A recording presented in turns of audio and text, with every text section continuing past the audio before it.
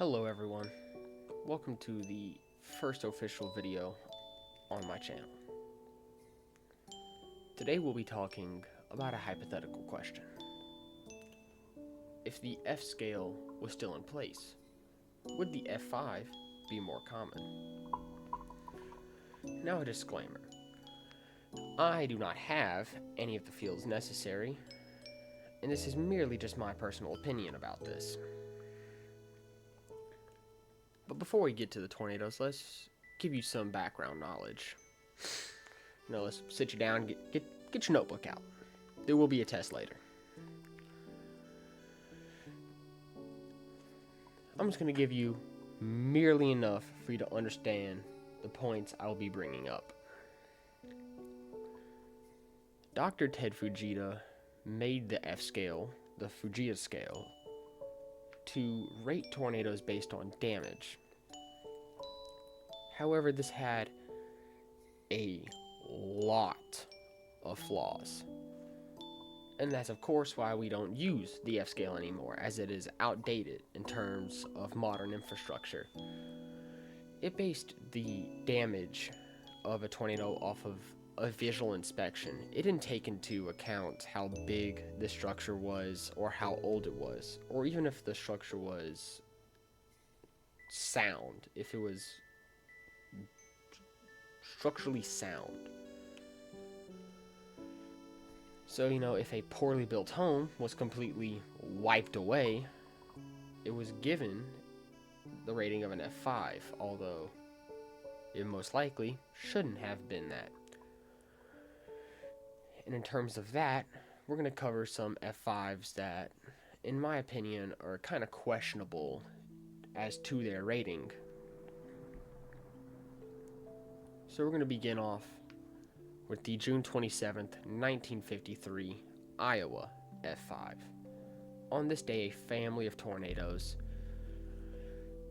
would touch down across Iowa, and this F5 was the first one of the group. It tracked for 1/10 of a mile.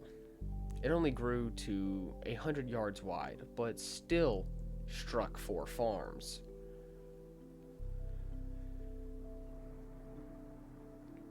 Grazoulas, for those that do not know who Thomas Grazoulas is, he's a tornado historian. He even wrote his own book. He stated that there were virtually nothing left of some of the farms in this area, and heavy machinery was thrown for 100 yards. Given the fact that it was farms that were wiped away, and those are mainly made out of wood, a lower wind speed would be sufficient to wipe away a wooden structure from its concrete foundation in comparison to a brick home.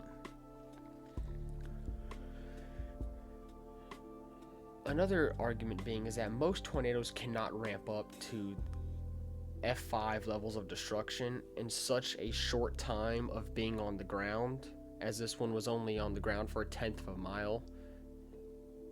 In my opinion, there's absolutely no way that it had the significant and had the sufficient amount of time to reach those wind speeds.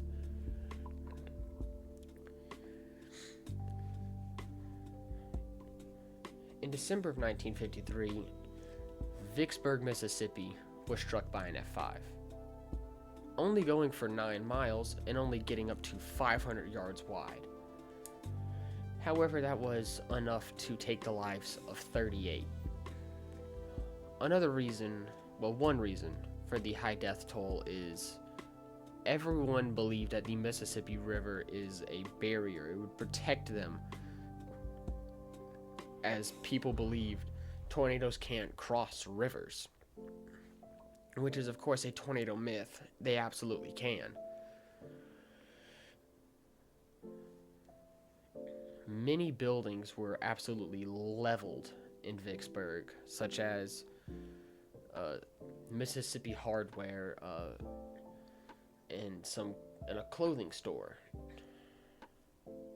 It would go on to move and strike a movie theater, where it would unfortunately claimed the lives of 5 kids.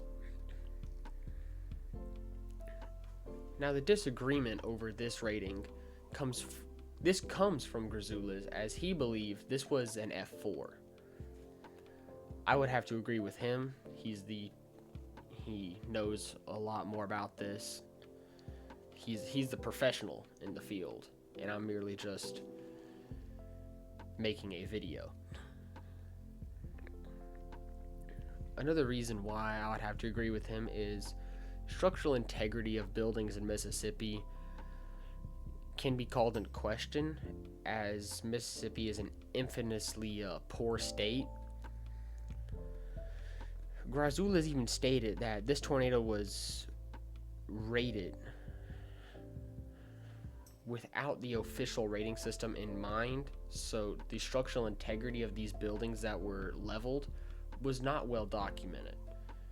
So is it really the F5 that people claim it to be? But in May of 1965, another tornado that is questionable as to its rating would touch down in the state of South Dakota. At least at the time of recording, this is the only tornado in the state of South Dakota with the EF5 or F5 rating. Well, today it would be in EF5, but you get the point. It would go for 30 miles, but get almost to 1,800 yards wide, only causing 1 injury, not taking any lives, which is really good. Yet again, much like the first tornado on this list, the one of Iowa, this tornado would mainly only hit farms. So the homes, of course, are mainly built out of wood, and just like the argument for Iowa, the wind speed, it would be significantly lower to justify the rating of an F5. Cars of the homes here were obliterated. But if we're mainly going off of cars, I do not believe using vehicles to justify F5 alone. Vehicles alone should not be enough to justify that wind speed. I personally do not believe that it is an F5, mainly because there's not a whole lot to go off of. Much like this next one, there was little information about this, like there is for some of these tornadoes on this list. But in May of 1973, a very violent tornado would track through Valley Mills, Texas. However, this tornado would stay over open fields for most of its life, but wipe away 2 barns. Not houses, but barns. It would carry a pickup truck for half a mile and throw another for 200 yards. Yet again, the argument of an F5 in this case can really only be based off of what it did to the 2 vehicles that it struck. But if we're really going off of that, I do not believe that is enough to justify its rating. And barns are very weak, because it's just a pile, it's just wood. So it would be significantly easier to wipe that away compared to a home. In April of 1982, an F5 would hit Oklahoma. It would go for 53 miles and go up to 1.5 miles wide. However, reports say otherwise. NWS Norman stated that it changed its physical shape over its life, going from a multi-vortex to a solid funnel. Although being on the ground for 53 miles, it would not claim a single life and only injure 29 people. Where it comes into doubt is where a home along its path was completely wiped away, leaving merely nothing but its carpet tack strips. Closer research along this home would indicate that this home was very poorly attached to its foundation and very poorly built, leaving that the wind speeds needed to wipe this home away was not the F5 wind speeds that it claimed to have been. Grezula has even stated that it might not have been even an F4, meaning that the strength of this tornado when it hit this house was anywhere from a F2 to an F3. Another fact about this tornado is when it struck a motel in Oklahoma, it picked up the motel's sign and threw it into Arkansas, 30 miles away. Now, those are the F5s that shouldn't get the rating that they have. But now we're going to have to use some to replace those. So we're going to go to F5s that have been downgraded or just high-end F4s. The first on this part of this list is the downgraded F5 1953 Worcester, Massachusetts. In June of 1953, an incredibly powerful tornado was on the ground for 48 miles, killing 94, making it one of the deadliest in U.S. history. This would push the SPC to start using a national radar and spotter system. In Worcester, a storage tank weighing several tons was lofted and tossed across the road from where it sat. It moved past this into the Burncoat Hill neighborhood, where it leveled homes.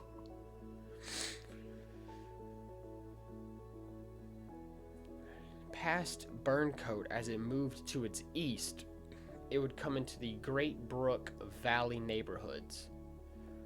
This is where it potentially reached its F5 intensity. Homes were simply gone. They had vanished. Debris was granulated and scattered very far from the foundations. Entire rows of homes in this area were swept away. 40 people in this neighborhood died out of the 94 fatalities. The rating was disputed for decades after it happened, until it ended in 2005, where people stated that the structural integrity was not certain of an F5 rating,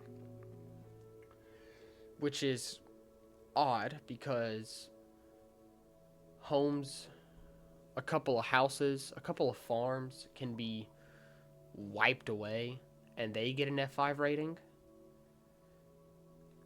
but a obviously violent tornado can move through a populated area and that's not an F5, despite it having more damage indicators because it leveled a neighborhood compared to a couple of farmhouses. That, to me, makes no sense. In 1973, Central Alabama was struck by a very long track, potentially violent F5. However, the official rating is an F4. It would cause catastrophic damages in Greensboro, Brent, and Montevallo. It was on the ground for 139 miles. It would hit Greensboro and it would throw money from its bank all the way to Gadsden, over 100 miles away. It would move into Brent, where it left that town unrecognizable as it left. In Brent, that is where the borderline F5 damage was recorded. it moved into Centerville, where the NWS office is struck directly, and its weather dome gone.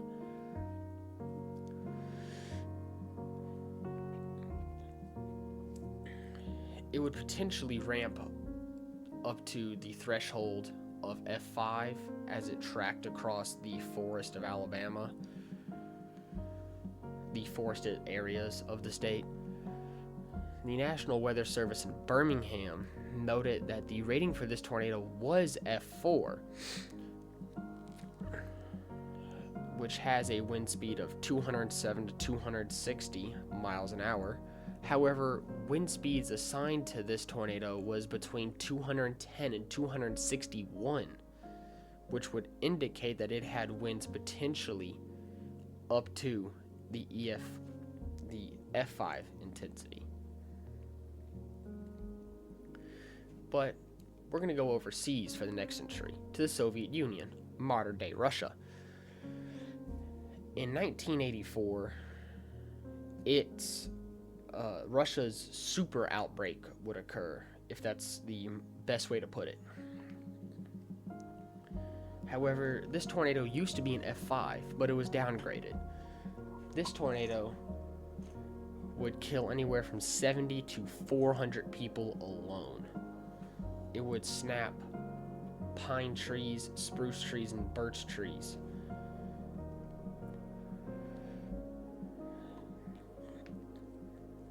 It would soon move into a town where it picked up a crane weighing over 700,000 pounds and cast it aside like it was nothing.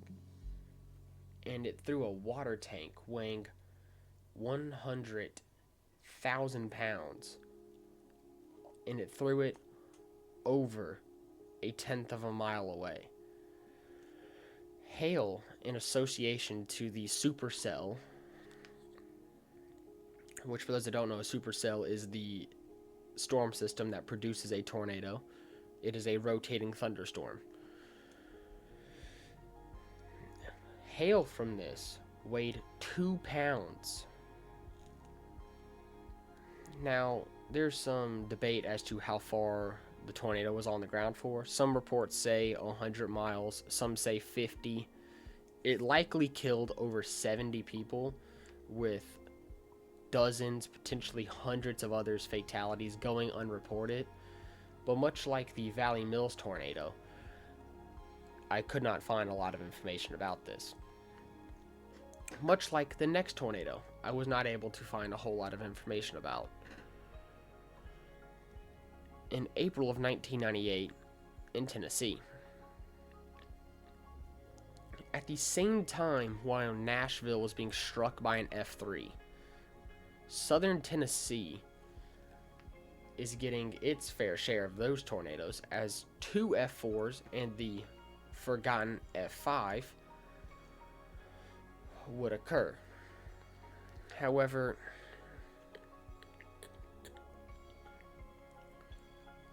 I was not able to find a whole lot of information about these F4s, as the Nashville F3 overshadows the tornadoes that happen in the southern parts of the state.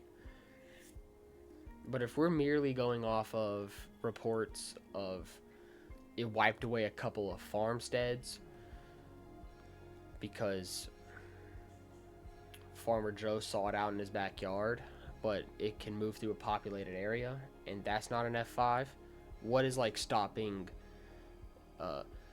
some of these F4s from being F5s? Because on this day, despite 2 F4s being there, reports say that it was potentially 2 F5s.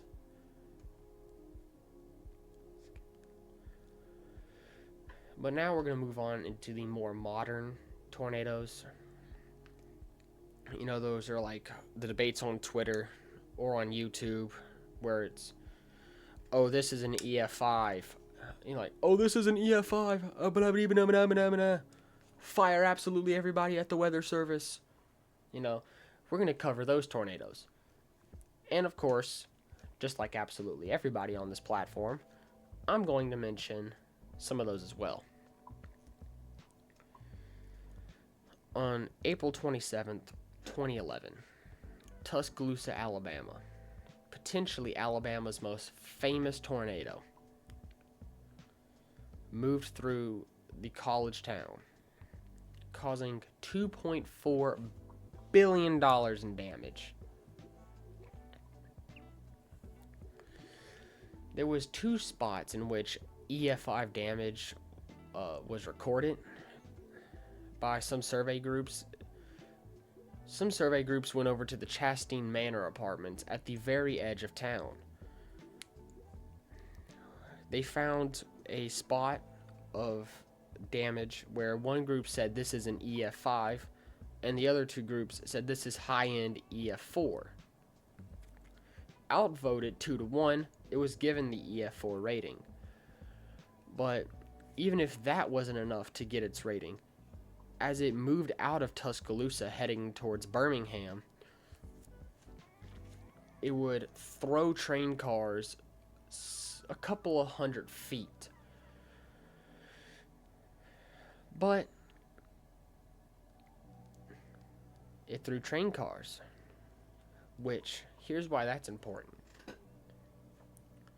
In June of 2025, the very first EF5 in 12 years hit North Dakota. It was rated an EF5 on the fact that it threw fully loaded train cars several hundred feet. Because this tornado did the same, why isn't this an EF5? But we're going to move on to another tornado that occurred on that same day. The New Wren EF3, produced by the same supercell that would go on to produce the Smithville EF5. Despite being given a rating of EF3, it produced damage seen with EF4 and EF5 tornadoes. Also, tornadoes on this day were moving pretty quick. New Wren, this tornado, had a ground speed of 60 miles an hour, suggesting that the damage done to trees and houses was done in merely a second. This tornado would shred trees, leaving only branches and stubs of multiple homes. Of trees, my bad. As it hit houses, they were leveled along County Road 169, with one being completely swept away, at least being indicative of a high-end EF4. Trees and houses along County Road 410 are gone, even with a large brick home being swept away from its foundation, clean of debris. Here it is where it is believed to have hit its EF5 strength. It crossed Highway 245, leveling a furniture store there. It threw a car 80 yards. As it passed this, it came along Highway 45, where a truck being drove by Lynn Davis was on. He was headed to help a coworker who had been struck by a tornado earlier in the day. He most likely tries to outrun the tornado, but unfortunately the tornado is significantly faster. It would lift his truck with him inside, and it would carry it 1.7 miles. And at least it would spend 90 seconds in the air. It would crash down in the same area where the tornado would obliterate a well-built home. This would result in Lynn's death. It would soon approach Chapel Grove, where even more likely EF5 damage occurs, as another well-built home is wiped away. Now, of course, some people might be wondering, well, if we know all of this, why is it only an EF3? Fair point. Here's why.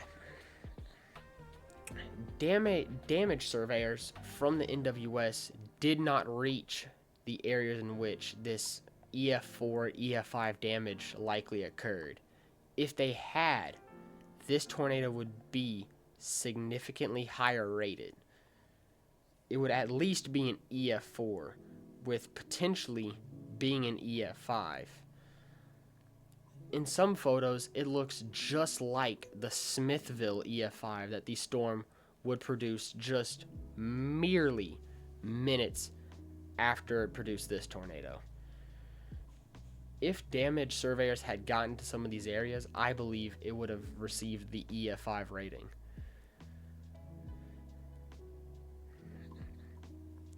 Now we go to April 27th of 2014, the Mayflower EF4. It would touch down in Pulaski County. Within a minute, this tornado would reach EF3 strength as it hits a neighborhood. As it leaves Pulaski County, it enters Faulkner County. It would hit the River subdivision, where EF4 damage is recorded as 2 large homes are completely obliterated. In this area, 1 person is killed as debris hits the storm shelter door, leaving this person exposed to the tornado. Also in this area, concrete road barriers are blown over at EF4 strength. It crosses the road where it would hit a dealership nearby the subdivision.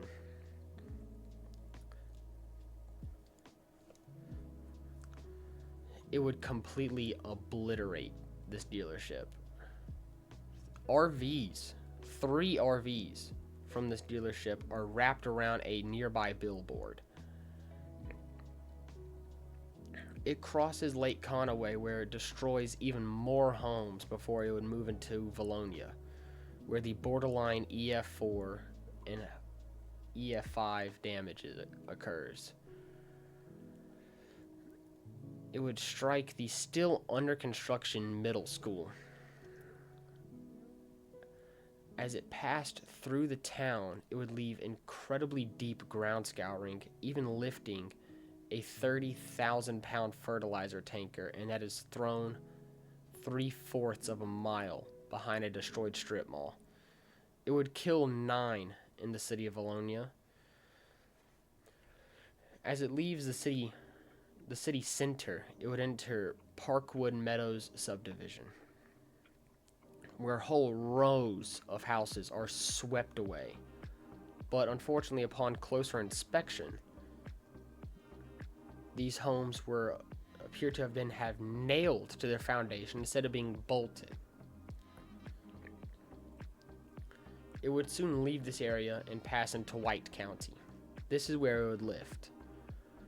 After killing 16 along a 41-mile path, this tornado was evidently violent. But nailed to its foundation has not stopped this tornado from being rated an EF5, as Hackleburg, some homes in there were nailed to their foundations, and it still got the EF5 rating. Now, of course, without a doubt, this tornado would be an F5, as, of course, like I said, it doesn't take into account structural integrity. So it would just see the slapped houses and go, this is an F5. Here's another entry that is not at all surprising. The 2015 Fairdale. I would say that even if this tornado wasn't an EF4, if this was like an EF2 or an EF3 or whatever, it would still be famous, as the video shot by Clem Schultz, which would catch the tornado as it would head towards his house before hitting it. This tornado would absolutely still be famous because of this video. This tornado began in Lee County, Illinois, where it would cause weak damage. It would strike homes northwest of Rochelle at EF3 strength. As it crossed South Richard Road, to a very high-end EF4 strength, several homes in a subdivision in this area were completely wiped away, with some of the cars being tossed. Windrowing of debris would even occur here. One house in this area even had its concrete walkway dislodged. Reports of damage by the NWS state that the tornado had winds of 200 miles an hour in this area. For those that do not know, EF5 is the wind speed of 201 and above. It would leave this subdivision. It would cross Illinois 64, where it would wipe away even more homes, bolted to their foundations. It would throw a car from these homes a whole mile. It left this subdivision where it would move across a field and level, completely wiping away a 40-foot concrete silo. It would then enter DeKalb County. In DeKalb County, this is where Fairdale was. This is where Clem Schultz would record it as it approached. It would take its only 2 lives in the city of Fairdale. Clem's wife, Geraldine, and the neighbor, Jacqueline. After moving on from Fairdale, it would cause even more damage to farmsteads and throw farm equipment half a mile. It would lift after being on the ground for 30 miles. The main argument of this tornado is, how can a surveyor tell the difference between a house that has been hit at 200 and a house that's been hit at 201? Even some of the damage seen from this tornado, has been seen in other tornadoes, such as Rainsville and Smithville. Smithville of 2011 also threw a car a mile. So if we're comparing tornadoes, why isn't this one an EF5?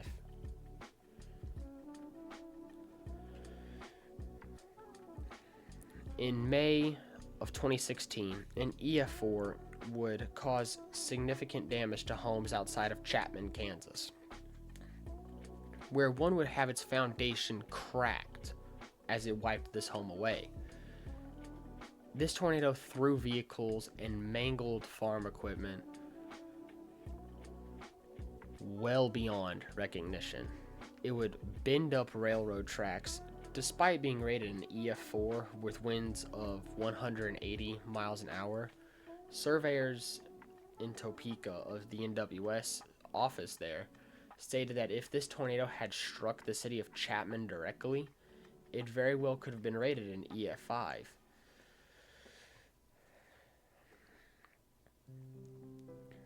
If the F scale was still in place, this would have been an F5, as tornadoes that were F5, they mainly hit farmsteads, and because this one did the same, this too would most likely get an F5 rating.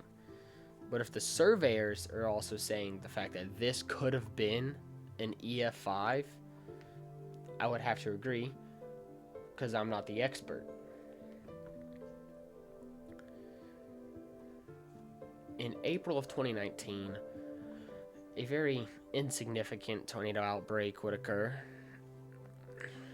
with an EF2 causing damage in the areas of Greenwood Springs, Mississippi. Now, of course, why am I mentioning an EF2? Well, there was 9 miles of this tornado's track that was unreachable in the initial survey. So they sent students from the University of Oklahoma and the University of Alabama in Huntsville to survey and study the 9 miles of its path that could not be reached when this tornado was first being rated. Here, these students found forest devastation and electrical infrastructure damage, such as transformers and substations Damage to these areas was up to at least EF4 intensity, with the students' reports saying the fact that this tornado was obviously violent and potentially could have been up to EF5 intensity. Now, for the final four on this list, they're absolutely no shock, and you're probably wondering why some of these haven't been mentioned yet. But at the peak of COVID, in April of 2020, a long track, very powerful EF4 would hit the areas of Bassfield, Mississippi. It would track for 67 miles, killing 8 along its path.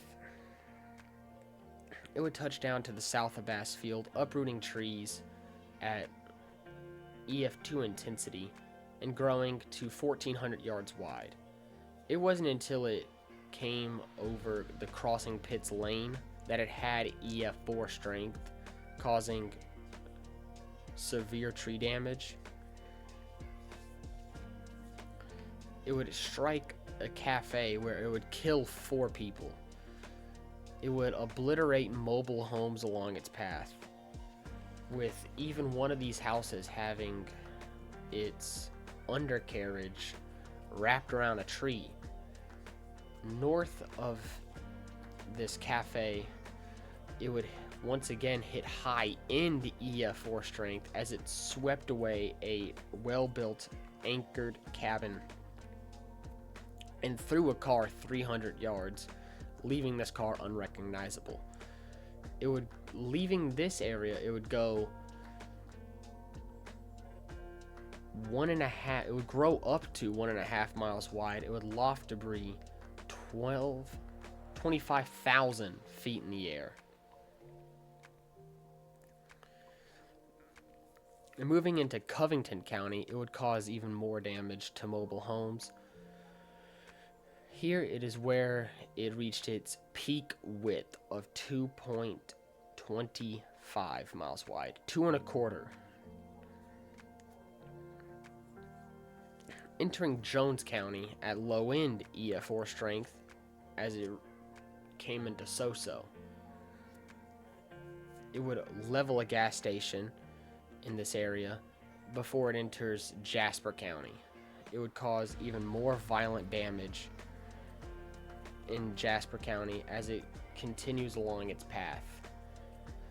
It would finally lift in Clark County, being rated EF4 with winds of 190 miles an hour, becoming the third widest tornado, only behind El Reno and Hallam. This tornado swept away a well-anchored home, so why isn't this an EF5? Even throwing a car a considerable distance. However, someone also saw the flaws with the rating of an EF5. Anthony Leza. I'm sorry if I butchered that pronunciation of his name. From the National Severe Storms Laboratory. And his argument was that this tornado was one of many that is an EF5 candidate, and that the wind mark for EF5s should be 190 instead of 201. Because we're going in chronological order, here's a tornado you've probably been waiting for. The Western Kentucky tornado of December of 2021.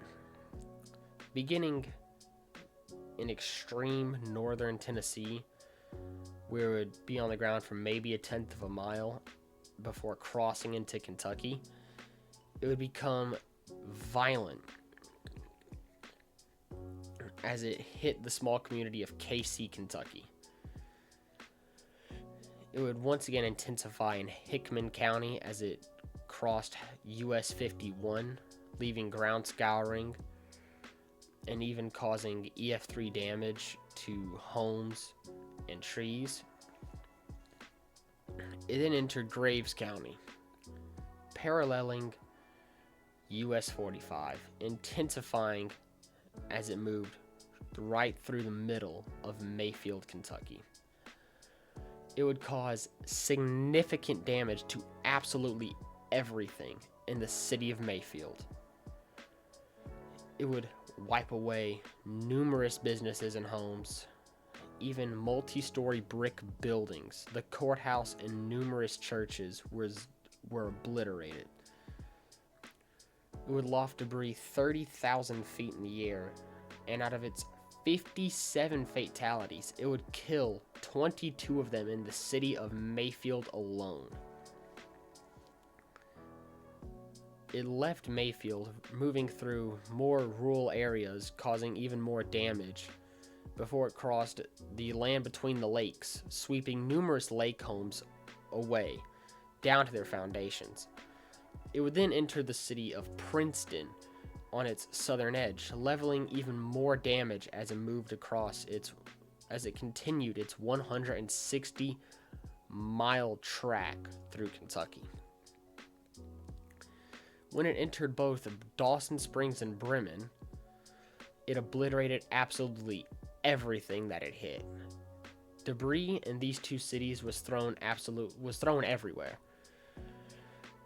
It would kill 14 in Dawson Springs and throw a couple of train cars weighing 25 tons each alongside US 41. And it would even throw one of them into a house. After it would leave these two cities, it didn't hit these two cities at the same time. It would eventually start to weaken to EF1 strength before it would lift between the Rough River Lake. This tornado directly killed 57 people, making it the deadliest December tornado at the time of recording. Timothy Marshall, a meteorologist and structural engineer, had stated the fact that this tornado could have been rated EF5 if it had moved slower, leaving more time for it to dwell and really impact the structures it was hitting. He said that this was the closest to an EF5 he had seen since Moore of 2013. This tornado was yet again another EF5 candidate by Anthony. Since experts are saying, that this absolutely could have been an EF5, well, I mean, you don't want to disagree with them, so why isn't it?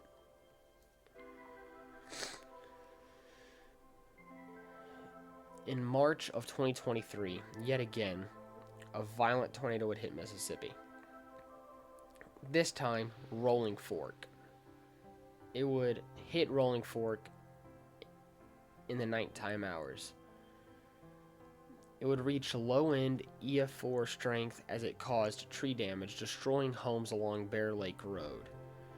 A tornado emergency was issued for Rolling Fork. Unfortunately, this did not seem to help, as many people in the city did not get the warning, or the sirens in the city did not sound. It would cause low-end EF4 damage in southwest Rolling Fork before it would move right through the city center.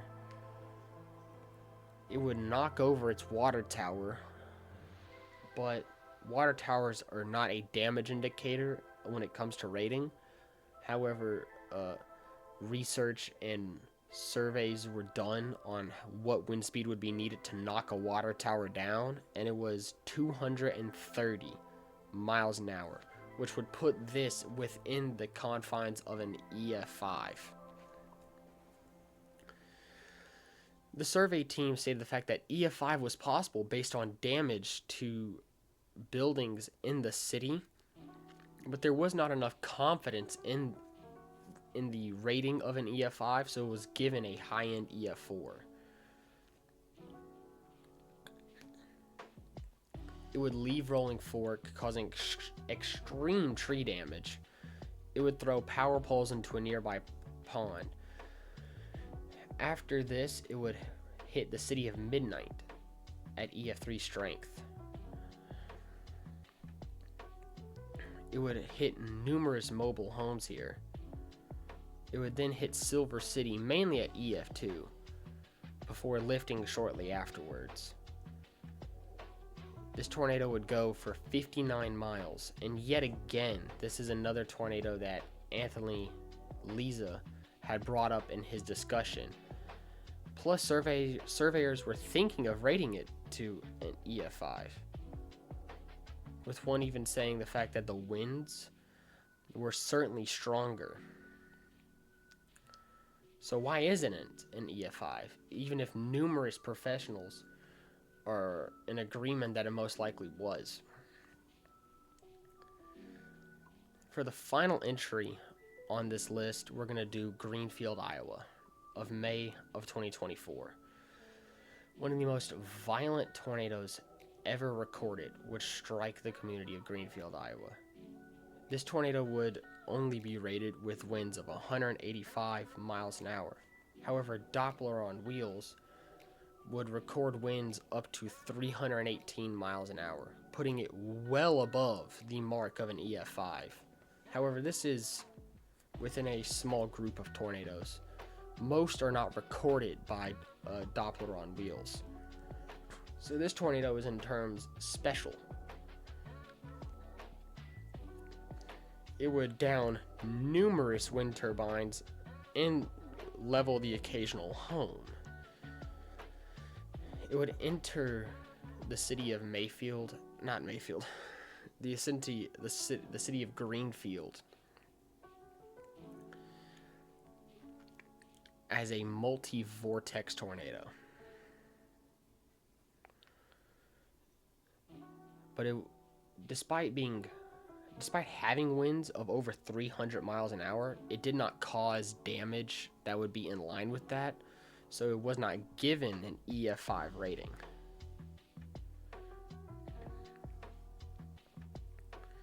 But you can use the argument of Bridge Creek Moore of 1999 to say that if the F5 was here, if the F scale was still in its if the F scale was still in use,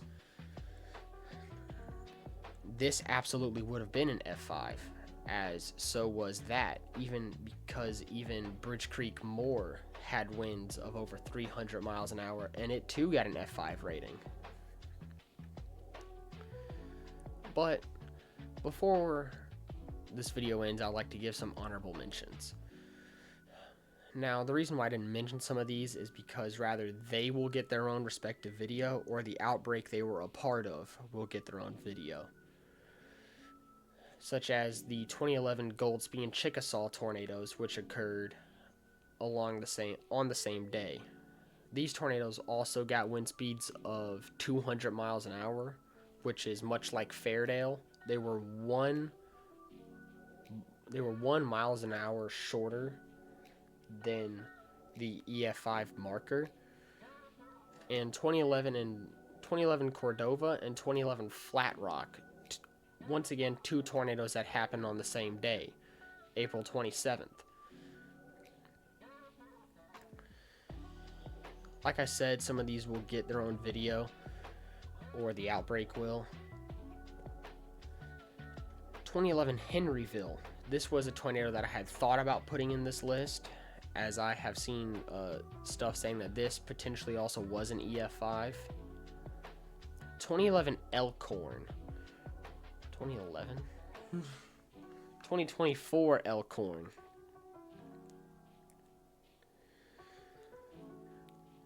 And then 2025 St. Louis, 2025 London, Kentucky, and 2025 Lake City. All of these honorable mentions are unique in their own way, based off of like how powerful they were, how they looked, or just if they've just been overlooked, because tornadoes that happen on the same day might overshadow some of these. So it's important to remember these tornadoes, because these also took lives and they should not be forgotten. I would like to thank all of you for watching. If you enjoyed, please remember to subscribe, like, and comment. And share this with somebody if you think they too will enjoy it. Bye.